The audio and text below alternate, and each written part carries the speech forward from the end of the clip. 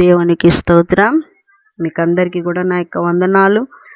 దేవుడు మిమ్మల్ని అందరినీ దీవించునుగాక. అందరూ క్షేమంగా ఉన్నారని తలంచుచున్నాను, ప్రార్థిస్తున్నాను.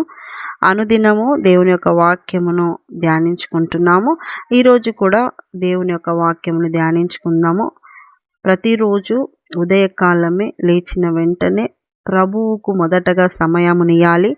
మొదటగా ప్రభువుతో మాట్లాడాలి. ప్రభు యొక్క వాక్యమును చూడాలి. ప్రభువు యొక్క నోటి నుండి వచ్చే మాటను మీరు మీ చెవులతో వినాలి. అలా వాక్యము ఆత్మీయ జీవితమునకు పునాది రాయి కనుక వాక్య ప్రకారంగా బ్రతకడానికి ఈ వాక్యమును హృదయంలో భద్రపరచుకోవాలి. ప్రియ దేవుని బిడ్డలారా, వాక్యము చదివినప్పుడు ఆ వాక్యమును పదే పదే మళ్ళీ చదివి అందులో ఏమి వ్రాయబడింది అనేది నువ్వు ధ్యానించుకోవాలి. ప్రియ దేవుని బిడ్డలారా, ఈరోజు దేవుని యొక్క వాక్యమును ధ్యానించుకుందాం. రాజుల గ్రంథము 2వ గ్రంథము 5వ అధ్యాయం 3వ వాక్యము. రాజుల 2వ గ్రంథము 5వ అధ్యాయము 3వ వాక్యము. అది షోమ్రోనులోనున్న ప్రవక్త దగ్గర నా ఏలిన వాడుండవలెనని నేనెంతో కోరుచున్నాను. అతడు నా ఏలిన వానికి కలిగిన కుష్ఠరోగమును బాగు చేయునని తన యజమానురాలితో అనెను. దేవుని బిడ్డలారా, ఇక్కడ చదివిన ఈ యొక్క వాక్య భాగంలో అది అంటే ఇశ్రాయేలు చిన్నది. షోమ్రోనులోనున్న ప్రవక్త దగ్గర నా ఏలినవాడు ఉండవలెనని నేనెంతో కోరుచున్నాను అని ఆ యొక్క ఇశ్రాయేలు చిన్నది చెప్తా ఉంది. ఎవరితో చెప్తుంది అంటే తన యజమానురాలితో చెప్తా ఉంది. తన యజమానుడు ఆ యొక్క ఇశ్రాయేలు దేశంలో ఉన్న ప్రవక్త దగ్గర ఉండాలని నేను కోరుకుంటున్నాను. ఎందుకని? అసలు ఎవరు ఈ అమ్మాయి? యజమానులు ఎవరు అంటే ఈ యొక్క యజమానురాలు సిరియనులు. ఈ యొక్క యజమానుడు సిరియా రాజు సైన్యాధిపతిగా యజమానుడు ఉన్నాడు. ఈ యొక్క యజమానుని పేరు నయమాను. ఎందుకు ఈ యొక్క అమ్మాయికి యజమానుడు అయినాడు అంటే సిరియనులకు ఇశ్రాయేలీలకు బద్ధ విరోధులుగా ఉంటారనమాట. వీళ్ళు సిరియనులు ఇశ్రాయేలులకు బద్ధ విరోధులుగా ఉంటారు.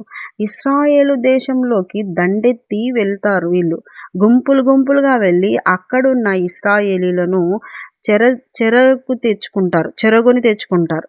అక్కడ నుండి ఈ యొక్క సిరియా రాజు సైన్యాధిపతి అయిన నయమాను ఇంటికి ఇశ్రాయేలు చిన్నదాన్ని తెచ్చుకొని అతని ఇంట్లో పెట్టుకున్నప్పుడు అతని భార్యకు ఈ యొక్క ఇశ్రాయేలు చిన్నది పరిచర్య చేస్తూ ఉంది. పరిచర్య చేస్తున్నప్పుడు ఆ చిన్నది ఏం గమనించింది అంటే తన యజమానురాలి దగ్గర పరిచర్య చేస్తూ తన యజమానుణ్ణి ఆ అమ్మాయి గమనించినది ఏంటంటే ఆ యొక్క యజమానునికి, ఆ యొక్క నయమానుకి కుష్ఠరోగం ఉంది. పరాక్రమశాలి, అతన్ని బట్టిచ్చే యెహోవా ఆ యొక్క సిరియా దేశానికి విజయం ఇచ్చినాడు. గొప్పగా యుద్ధములో నైపుణ్యం ఉన్నవాడు. అయితే విజయాలు చూస్తున్నాడు, ఎంతో బలం ఉంది, ఎంతో కష్టపడుతున్నాడు, ఎంతగానో దేశంలో పోరాటాలలో విజయం పొందుతా ఉన్నాడు. కానీ తన దేహానికి వచ్చిన ఈ కుష్ఠుతో విజయం లేదు, స్వస్థత లేకుండా ఉన్నాడు. అందుకని ఈ యొక్క సైన్యాధిపతి యొక్క విషయము ఈ యొక్క ఇశ్రాయేలు చిన్నది చూస్తుంది. యజమానుని చూసి ఆ యొక్క కుష్ఠరోగమును గమనించి తన యజమానురాలితో అంటుంది ఈ మాట. ఏ మాట? ఇప్పుడు చదివిన మనం చదివిన ఆ వచనము. షోమ్రోనులోనున్న ప్రవక్త దగ్గర నా ఏలిన వాడుండవలెనని నేనెంతో కోరుచున్నాను. ఈ యొక్క నయమాను గురించి చెప్తుంది ఆమె యజమానురాలతో. ఇక నయమాను నా ఏలినవాడు అక్కడ ఉండాలని, ప్రవక్త దగ్గర ఉండాలని నేను కోరుకుంటున్నాను. ఎవరు ఆ ప్రవక్త? ఎలీషా ప్రవక్త. ఈ యొక్క వయసు చూస్తేనేమో ఈమెది చిన్న వయసు, కానీ అక్కడ యజమానురాలతో చెప్తా ఉంది ప్రవక్త దగ్గరికి వెళ్తే నా యజమానుడు, నా ఏలినవాడు స్వస్థతపరచబడతాడు అని చెప్తా ఉంది. చూడండి, అంత చిన్నది దాసిగా చెరగొనిపోయినది ఎంత ధైర్యంగా తన యజమానురాలితో ఈ యొక్క ప్రవక్త గురించి చెప్పగలిగిందో చూడండి. ఎంత నమ్మకంగా యజమానురాల దగ్గర ఉండిందో చూడండి. ఎంత విశ్వాసంగా ఉండిందో చూడండి. ఎంతగా ప్రవర్తనలో నమ్మకంగా ఉంటే కదా వాళ్ళ విషయాల్లో ఇన్వాల్వ్ చేస్తారు. ఆ ఇంటి కుటుంబ విషయంలోకి ఈ అమ్మాయి ఇన్వాల్వ్ అయ్యి ఒక ఒక ఆలోచన చెప్పగలిగే స్థాయికి ఆ ఇంట్లో తన ప్రవర్తనను పెట్టుకుంది. దేవుని బిడ్డలారా, ధైర్యంగా చెప్పింది. అంతేకాదు, ఆ ధైర్యంగా చెప్పిన దాన్ని ఆ యజమానునితో చెప్పింది, నయమాన్తో. చూడండి, చెప్పిన వెంటనే ఆ యొక్క నయమాను కూడా వెళ్ళాడండి. వెళ్ళి అక్కడికి వెళ్ళిన తర్వాత నిజంగా అక్కడ ఎలీషా ప్రవక్త ఎన్నో ఆ యొక్క బహుమానాలు, విలువైన బహుమానాలు తీసుకుపోయినా కూడా ఎలీషా గారు ఒక్క బహుమానం కూడా తీసుకోలేదు. 7 సార్లు మునగమని చెప్తాడు వెళ్ళి యోర్దాను నదిలో. వస్తూ ఉన్నప్పుడు ఈ యొక్క నయమానుకు బాగా కోపం వస్తుంది. మా ఊర్లో లేవా పెద్ద పెద్దవి మంచి గొప్ప గొప్ప నదులు ఉన్నాయి, ఈడని నేను 7 సార్లు మునగాలనా అంటే, అక్కడ అతని దాసుడు ఒక మాట అంటాడు, అయ్యా ఆ యొక్క ప్రవక్త, ఇదే వచనం 5వ అధ్యాయం 13వ వచనంలో రాయబడి చూడండి. అయితే అతని దాసులలో ఒకడు వచ్చి, నాయన, ఆ ప్రవక్త ఏదైనా ఒక గొప్ప కార్యం చేయమని నియమించిన ఎడల నీవు చేయకుందువా? అయితే స్నానం చేసి శుద్ధుడవు కమ్మని మాట దానికంటే మేలు కాదా అని చెప్పినప్పుడు అతడు పోయి దైవజనుడు చెప్పినట్లు యోర్దాను నదిలో 7 మారులు మునుగగా అతని దేహము పసిపిల్ల దేహం వలెనై అతడు శుద్ధుడాయను. హల్లెలూయా, దేవునికి స్తోత్రం. ప్రియ దేవుని బిడ్డలారా, కోపంతో వెళ్ళిపోతున్నాడు నయమాను. ఈ చిన్నది చెప్పింది, యజమానురాలుకి చెప్పింది, యజమానురాలు ఇక నయమానుకి చెప్పింది, నయమాను బయలుదేరి వెళ్ళాడు. కానీ అక్కడికి పోయిన తర్వాత ఈ యొక్క ఎలీషా గారు బయటికి కూడా రాకుండా వెళ్ళి ఇక యోర్దాను నదిలో 7 సార్లు మునిగి శుద్ధుడవు కమ్మని చెప్పినప్పుడు ఈ యొక్క నయమానుకు బాధ అనిపించింది. చూసి ఇలా చేతులు అలా ఆడించి నా పైన నాకు స్వస్థత ఇస్తాడనుకుంటే ముఖం కూడా చూపించకుండా మాట మాత్రం సెలవిచ్చి పొమ్మంటాడు. యోర్దాను నది గొప్పదా, మా ఊర్లో నదులు గొప్పవి కాదా అనేసి వేరే వ్యతిరేకమైన తలంపుతో వెళ్తున్నప్పుడు ఒక దాసుడు మంచి ఆలోచన ఇచ్చాడండి. మంచి ఆలోచన ఏంటి అంటే, ఏమంటున్నాడు, నాయనా, ప్రవక్త ఏదైనా ఒక గొప్ప కార్యం చేయమని నీకు చెప్పినప్పుడు నువ్వు చేసి శుద్ధుడవుతావు కదా, చెయ్యాలనుకుంటావు కదా. అయితే ఆయన చెప్పింది చిన్నదే, నీకు శుద్ధి కావాలంతే, ఆయన చెప్పిన పని నువ్వు చెయ్యి అంతే అన్నట్టుగా అంత చక్కగా ఆయనకు అర్థమయ్యేటట్టుగా చెప్పినప్పుడు, అవును కదా, ఆయన ఏం చెప్తే అది చేయాలనుకొని వచ్చినాను కదా, నేను మళ్ళీ ఎందుకు వ్యతిరేకంగా ఆలోచిస్తున్నానని వెంటనే వెళ్ళి 7 మార్లు మునిగి లేచిన తర్వాత పసి పిల్లల దేహాన్ని పొందుకున్నాడు. దేవుని ప్రియ సంగమా, కుష్టు అనేది ఒక పాపానికి గుర్తు. ఈ యొక్క పాపముతో ఎవరెవరైతే ఉన్నారో ఆ పాపముతో ఉన్న వాళ్ళకి సువార్తను ప్రకటించే బాధ్యత నీ పైన నా పైన ఉంది. ఆ కుష్టి నయము కావాలి అంటే ఆ యొక్క ప్రవక్త దగ్గరికి వెళ్ళాలి. ప్రవక్త ఏం చెప్తాడో ఆ ప్రవక్త చెప్పిన మాటకు లోబడాలి.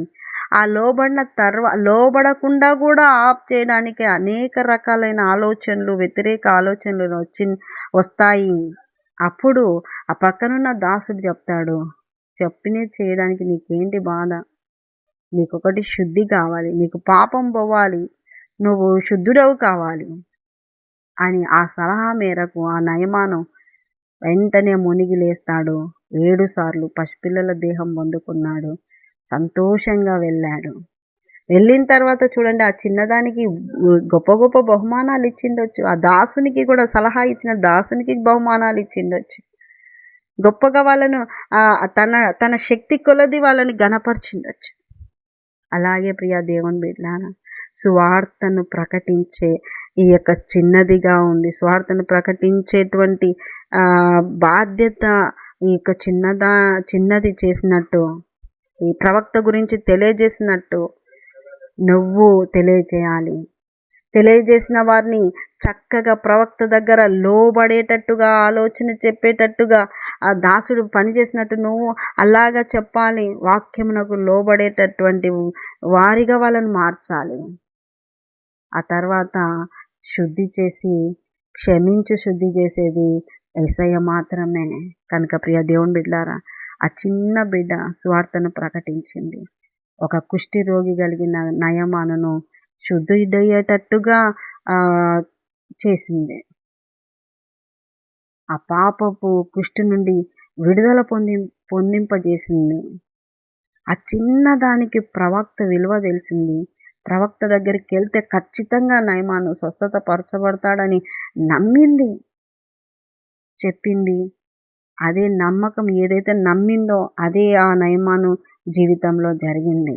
ఈ రోజున నువ్వు యేసయ్యని నమ్మినావు, నువ్వు శుద్ధి అయిపోయినావు, నువ్వు ఆ ప్రవక్త విలువ తెలుసుకున్నావు, ఆ యేసయ్య విలువ తెలుసుకున్నావు. ఆ విలువను ఎవరైతే అవసరత కలిగి ఉన్నారో, ఎవరైతే యేసయ్య అవసరత కలిగి ఉన్నారో, అది స్వస్థతకే కావచ్చు, పాపము నుండి విడుదలకే కావచ్చు, చీకటి శక్తుల నుండి విడుదలకే కావచ్చు, దయ్యాల శక్తుల నుండి విడుదలకే కావచ్చు, ఆచారాల నుండి విడుదలకే కావచ్చు, రకరకాలైన బంధకాల నుండి విడుదలకే కావచ్చు, ఆ యేసయ్య విలువను వారికి తెలియజేయాలి. ఆ తెలియజేసిన తర్వాత దేవుడు గొప్పగా వారి పట్ల ఉన్న ప్రణాళికను దేవుడు నెరవేరుస్తాడు. కార్యము చేసేవాడు దేవుడు. ప్రకటించేది నువ్వు నేను. ప్రకటించు యేసయ్యను గురించి. అవసరత కలిగిన వాళ్ళందరికీ యేసయ్య గురించి ప్రకటించు. ఆయన చాలిన వాడై ఉన్నాడు. ఆయన దగ్గరకు వచ్చిన వాళ్ళందరికీ ఆయన విశ్రాంతిని అనుగ్రహించే దేవుడై ఉన్నాడు. కనుక నువ్వు సువార్త పని జరిగించి దేవుని యొద్ద నుండి బహుమానాలు పొందుకోవాలని దేవుడు ఈరోజు మాట్లాడుతున్నాడు, నీకు తెలియజేస్తా ఉన్నాడు. కనుక అట్టి కృప, దేవుని యొద్ద నుండి బహుమానాలు నీవు నీ కుటుంబం పొందుకుందురుగాక. ఆమేన్. చిన్న ప్రార్థన చేసుకున్న యేసయ్య నీకు వందనాలు ప్రభువా. విన్న వారిని అందరినీ దీవించండి, వాక్యము వారి హృదయంలో ఫలింపచేయండి, బలపరచండి నాయన, జ్ఞానము దయచేయండి ప్రభువా. నీ కృపతో వారందరూ కూడా ప్రభువా, నువ్వు ఎవరికైతే అవసరత కలిగి ఉన్నావో వారందరి యొద్దకు స్వార్థను ప్రకటించే బాధ్యత, ప్రకటించే మనస్సు దయచేయమని, దీవించమని, ఎవరైతే అనారోగ్యాలతో ఉన్నారో ముట్టి స్వస్థపరచమని, ఎవరైతే బరువైన గుండెతో ఉన్నారో వారికి నెమ్మది దయచేయమని, అప్పుల బాధతో ఉన్న వారికి అప్పుల నుండి విడుదల దయచేయమని, కన్నీరు కారుస్తున్న వారికి కన్నీటిని తొడవమని నీ చేతికి అప్పగించుకుంటున్నాను. మీరే మీ వాక్కు శక్తితో వారితో మాట్లాడి అన్ని విషయాల్లో బలపరచి రాకడకు సిద్ధపరచమని యేసు పరిశుద్ధ నామములో అడుగుతున్నాం మా తండ్రి. ఆమేన్. యేసు రక్తమే జయం, సిలువ రక్తమే జయం. ప్రభు యేసు నామానికి సంపూర్ణ విజయం కలుగును గాక. Amen, amen, amen. Good morning. Praise lord. దేవుడు మిమ్మల్ని దీవించును గాక. ఆమేన్.